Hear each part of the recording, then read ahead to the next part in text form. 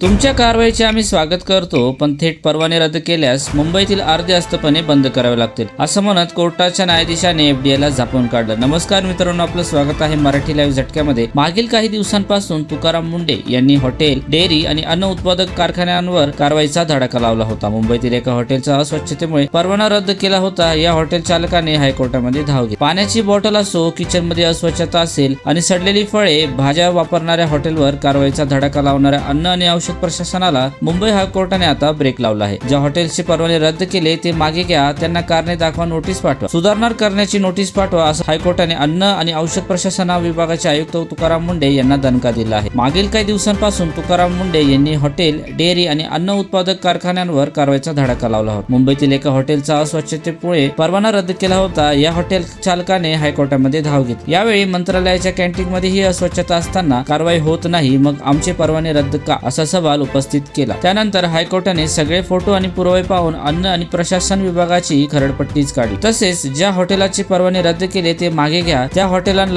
हॉटेलांना कारणे दाखवा, नोटीस पाठवा, इम्प्रुव्हमेंट नोटीस पाठवा. एफडीएचे आयुक्त तुकाराम मुंढे यांनी खासगी आणि सरकारी आस्थापनाचे सर्व अहवाल तपासून पाहावे, असे आदेश मुंबई उच्च न्यायालयाने तुकाराम मुंढे यांना दिले. या प्रकरणाची पुढील सुनवाई बुधवारी होणार आहे. ड्रेनेजच्या जाळ्या उघड्या, बेसिन परिसर अस्वच्छ, फ्रीजमध्ये अस्वच्छता आणि जमिनीवर साचलेले घाणेरडे पाणी आढळल्याची माहिती न्यायालयात दिली. मंत्रालयातील उपहारगृहाचे फोटो न्यायालयात सादर करण्यात आले होते. हे पाहून यापेक्षा चपलाचा स्टँड स्वच्छ असतो, एका केळावर काळा डाग असल्याने कारवाई करता, पण मंत्रालयातील गंभीर त्रुटींवर काय? व्हीआयपी साठी वेगळा नियम असू नयेत, सर्वांसाठी समान कायदा लागू करा, असं म्हणत कोर्टाने एफडीएला स्पष्ट निर्देश दिले. मंत्रालयातील उपहारगृहाचा परवाना रद्द करा किंवा अशाच कारणावर रद्द केलेल्या हॉटेलचा परवाना बहाल करा, असे आदेश न्यायालयाने एफडीएला दिले. सरकारी वकिलांनी वेळ मागितल्यानंतर एफडीएने पुन्हा तपासणी करण्याची तयारी दर्शवली. मंत्रालयातील 2 आणि विधान भवनातील 1 कॅन्टीनची तपासणी झाल्याची एफडीए कडून न्यायालयाला माहिती दिली आहे. त्यानंतर मंत्रालयातील उपहारगृहाला सुधारणा नोटीस देण्याचे न्यायालयाने निर्देश दिले आहेत. न्यायालय ही याचिकेतील छोट्या चुका दाखवून त्या फेटाळत नाही, सुधारण्याची संधी देते. मग एफडीए थेट परवाने का रद्द करतो? तुमच्या कारवाईचे आम्ही स्वागत करतो, पण थेट परवाने रद्द केल्यास मुंबईतील अर्ध आस्थापने बंद करावे लागतात, असं म्हणत कोर्टाच्या न्यायाधीशाने एफडीएला झापून काढले. कोर्टाने फटकारून काढल्यानंतर यापूर्वी परवाने रद्द केलेल्या हॉटेलांनाही परवाने रद्द करण्याऐवजी सुधारणा नोटीस देण्याची एफडीएची तयारी आहे, अशी कबुली एफडीएने दिली. कोर्टाच्या आदेशाविषयी तुमचं मत काय? कमेंट सेक्शन मध्ये नक्की सांगा. आपल्या चॅनलला आता सबस्क्राईब करा.